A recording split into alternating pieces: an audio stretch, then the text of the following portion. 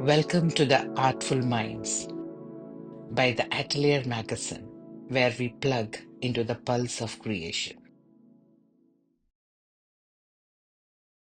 Hello, good evening. Good evening. On behalf of the Atelier magazine, a warm welcome to you, Dr. Sandhya. Thank you so much. Let me introduce you. Today, we are in conversation with Dr. Sandhya Rajasekhar, an academician, a storyteller, and a woman whose writing journeys from classroom to quiet riverbanks. Through her fiction debut, Finding Herself, and her touching short stories like Naming Ceremony, reminds us how deeply our memories, cultures, and small moments shape the stories we tell. Let's dive into her world of words, warmth, and wonder. And say a few words, please, Dr. Sandhya. Thank you so much, Sakina Ansari, for this opportunity. I would like to thank the Atelier magazine for this great opportunity, not just for the interview, but also for giving me a chance to edit and publish my short story and my article about why I write what I write. Thank you so much. Wonderful.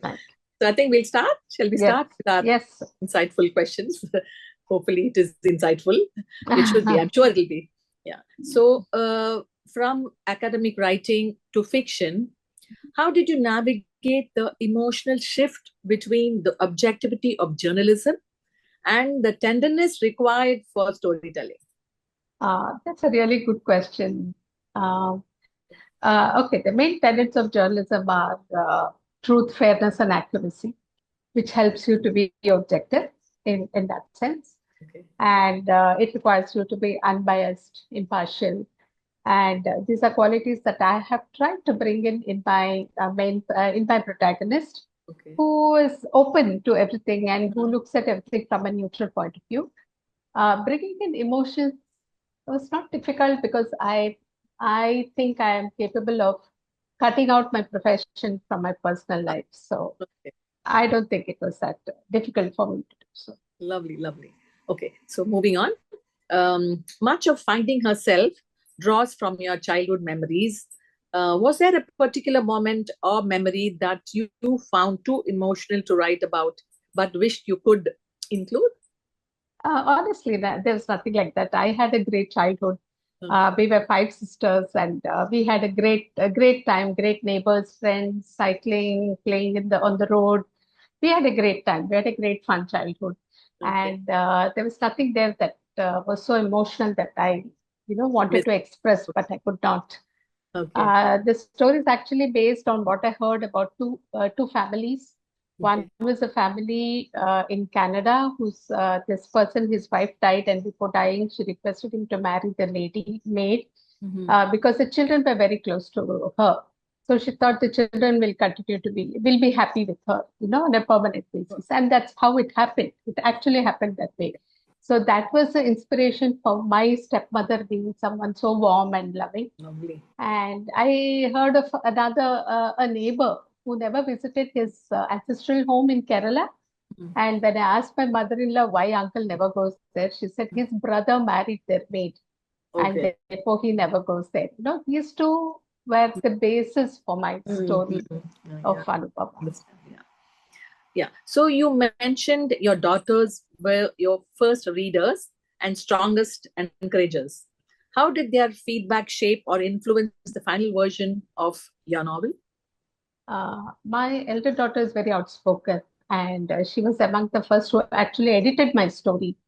And she wanted me to make the stepmother, give her more direction in life and things like that. But I told her to wait and watch till the end of the story. So her, what do I say? Her inputs were all more regarding how to write, editing. For example, she said there are very few conversations. So why don't you include conversations? Because I was somebody who wrote, I wrote it more like an essay, And she said, this chapter has no conversations. You have to include conversations.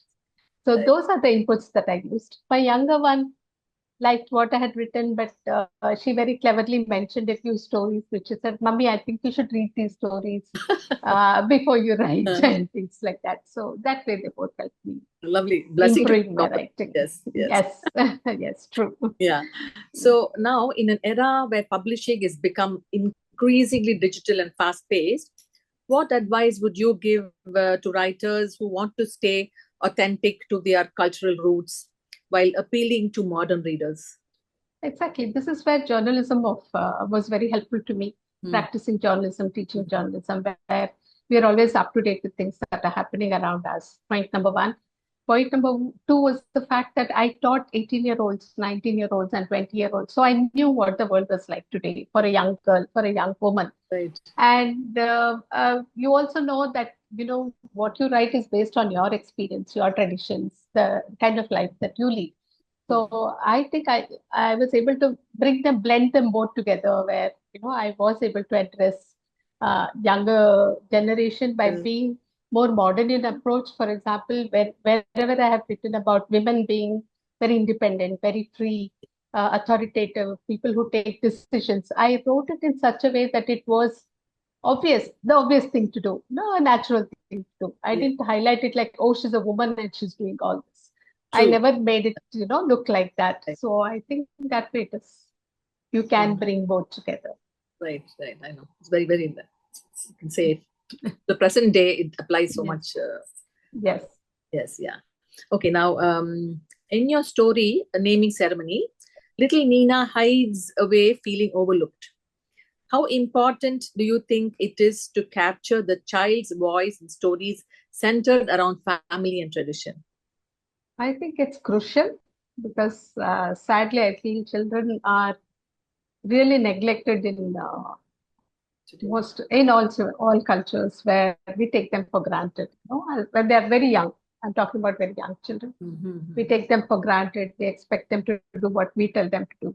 Yeah. And we expect them to adjust. We expect them to do a lot of things, but when they hardly know what's happening around them. So I think it's crucial to include children and make them the focal point of your stories. Yeah, but I think these days children are more, aware, and they know how to bring up. I mean, the youngsters at least. I think they have more exposure and they're able to manage. All the more reason the family should have a hold of it, because they have so much exposure. Yes, that's that true. They need an anchorage with their family. Yeah, right. Okay. Now, the setting of a lively household during a family ceremony is so vivid, right? Yes. So did you draw on any real life memories of festivals or rituals while writing this story? Definitely. I told you we have 5 sisters. All of us have kids. So the naming ceremonies were always there, and there were periods of great fun and dressing up and lovely. And again, you tend to ignore the children, but the older children, but they all, in my household, they all had company. There were about 5 or 6 nieces and cousins. So they managed, with each other. But when you're alone and you don't have anybody else, then the elder one also tends to feel neglected. When a second child, especially. Yeah. So the celebration, definitely in my house, yes. Yeah, especially in India, we have so many things to celebrate about. Exactly. Never-ending. Yes. Lovely. I know it's really nice, and it's beautiful that you're able to write. And it's a gift. I feel you're gifted, and it's a wonderful journey, and it's inspiring for all of us too. If you always want to write, we'll think, oh, I wish I could write. Exactly. So now let's move on to the rapid fire questions. Yes. If your younger self could give your present self one piece of writing advice, what would that be? Definitely, that would be don't hold back. Growing up teaches you, to restrain yourself and restrict yourself. Yeah. Definitely, it would be don't hold back. Whatever you want to say. Nice. Okay. Now, what's harder? Grading an essay, writing an epilogue, or negotiating with a stubborn 7-year-old? The last one, obviously. Negotiating. Yes. Okay. Now, if you could co-write a novel with any historical figure, who would it be and why?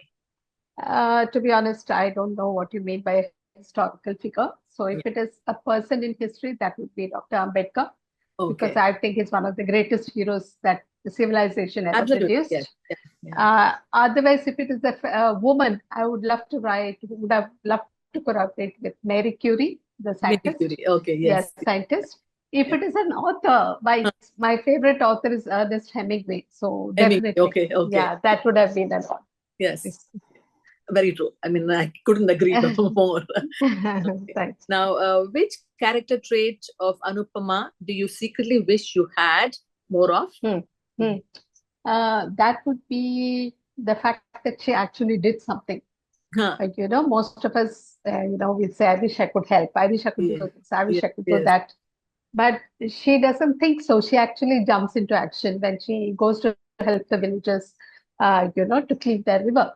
Actually, this experience happened during my field work, where a woman shooed me away and she said, "There's no water here. What are you doing asking questions?"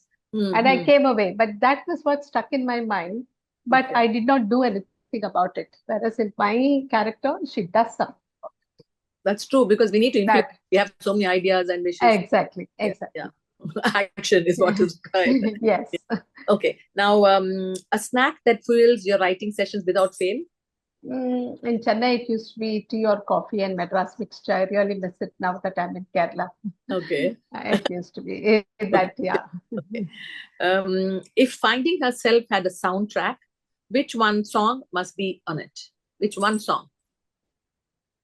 Very interesting question. I have never thought about it. But there is this song by Michelle Zona. Michelle Shona. Okay. She is an independent indie artist based in the US, and her group was called Japanese Breakfast. Wow. And I really liked her song "In Heaven," which she wrote soon after her mother passed away. Okay, I'll take the link from you. Song. Yeah, In Heaven. It's called In Heaven. In Heaven. It's a beautiful. Yeah, she's written a beautiful book called Crying in Hedgemart. It's a successful book. In fact, my daughter gave me a copy. Harini, my elder daughter gave me a copy to read, and it's all about what she went through after her mother passed away. It's extremely dramatic and passionate. Okay. And that song I thought was really nice. We'll look it up. Thank you. Yes, it's called In Heaven. In Heaven. Yes. Okay. Okay. Now, pink party dress or traditional silk pavadai? What would you pick for celebration? For today's generation, there's nothing we can say. But if it is a traditional celebration, a pink pavadai, because those are occasions only time when we take out our tradition. Yeah. Otherwise, of course, a pink party. Yeah. Okay. Okay. Now, I have a closing question for you. Okay. If you could leave Anupama and every young reader with one lasting message about love, loss, or resilience, what would it be? There are two things that I really admire in people. One is their courage, the courage that they show especially during times that are not good. And two is people who stay true to themselves. They show self-efficacy. So I think today's youngsters should stay true to themselves, show courage, and act when it is the time to act, and not just think. Yes. Awesome. It was lovely listening to you. Thank you. Thank you, sir. And very inspiring. Thank you. You gave us so many inputs into your journey. Thank you so much. It was wonderful talking to you. So have a great evening, and I'm looking forward to this. Thank you so much. To watch this. Thank you so much, Sakina. Thank you. It's a pleasure. It's been a pleasure. Thank you. Thank you.